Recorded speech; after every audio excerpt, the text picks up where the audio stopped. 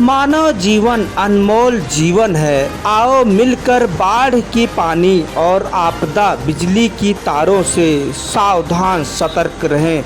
जनहित में जारी आज सुबह टाइम्स नई दिल्ली से। जैसे हमारे पुल होते हैं, नदी के पुल, सड़कों पर पुल, उन सब का देखा जाए तो निरीक्षण होता है एक अवधि में। और निरीक्षण का कारण होता है कि इनकी कोई ऐसी कमजोरी तो नहीं हो गई है जो ये कभी भी गिर जाएं या दुर्घटनाग्रस्त हो जाएं या दुर्घटना हो जाए। इन सब चीज़ों को देखते हुए इनका बीच बीच में ऑडिट होता है, निरीक्षण होता है और इस पर जो है बाकायदा रिपोर्ट बनकर इस पर कार्रवाई होती है और इस पर रिपेयरिंग या अन्य जो है रखरखाव का कार्य मजबूती से किया जाता है।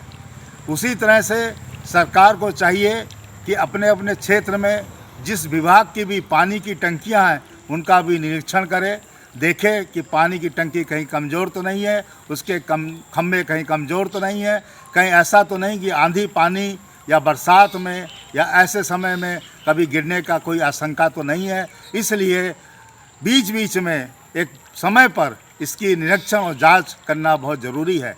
और देखा जाए तो कायदे से इस टंकी पर जो सीढ़ी बनी रहती है उस पर भी फाटक होना चाहिए, गेट होना चाहिए, जिससे कि इस पर कोई भी बाहरी व्यक्ति चढ़ ना सके या इस पर चढ़कर कोई दुर्घटना को जो है एक तरह से इल्ज़ाम ना दे सके, दुर्घटना ना कर सके।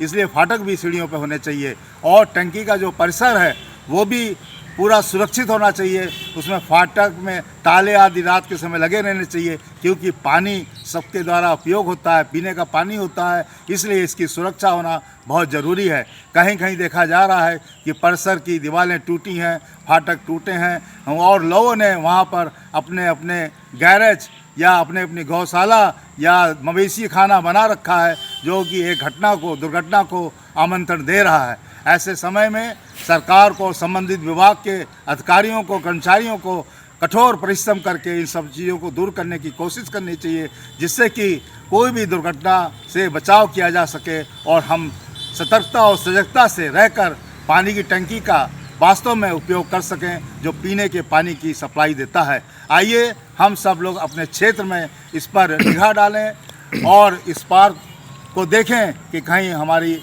पानी की टंकियों के आसपास या उसके परिसर में या उसके फाटक में कोई कमी है तो तुरंत इसको सूचित करके सही कराने की कोशिश करें, जिससे कि हम भविष्य में कभी भी एक भीषण दुर्घटना से बच सकते हैं, सचेत हो सकते हैं। और इस कार्य के लिए हम आपकी सबकी भागीदारी जनहित में बहुत ज़रूरी है। जय हिंद, जय भारत।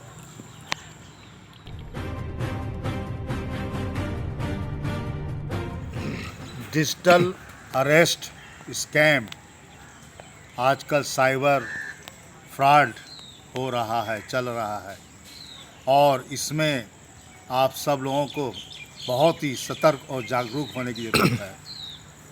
डिजिटल अरेस्ट स्कैम, इसमें आपको कैमरा को ऑनलाइन करके आपको ठगने का कार्य होता है। आपके पास फ़ोन आता है, आपको कागज़ दिखाए जाते हैं, आपको प्रूफ दिए जाते हैं कि देखिए आपके नाम से इस तरह का फ्रॉड हो रहा है, आप पैसा दीजिए नहीं तो आपके साथ कानूनी कार्रवाई होगी।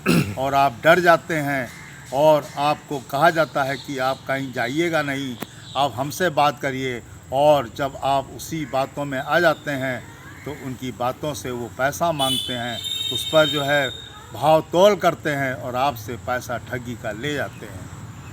आप सब लोगों को इस तरह के नए नए जो साइबर फ्रॉड होते हैं उनसे जागरूक रहकर दूसरों को बताने की भी कोशिश करनी चाहिए। और इस तरह के अगर कभी भी मैसेज या इस तरह का कोई भी वीडियो कॉल या वॉइस कॉल आता है तो आप सतर्क हो जाइए कि आपके साथ फ्रॉड होने जा रहा है।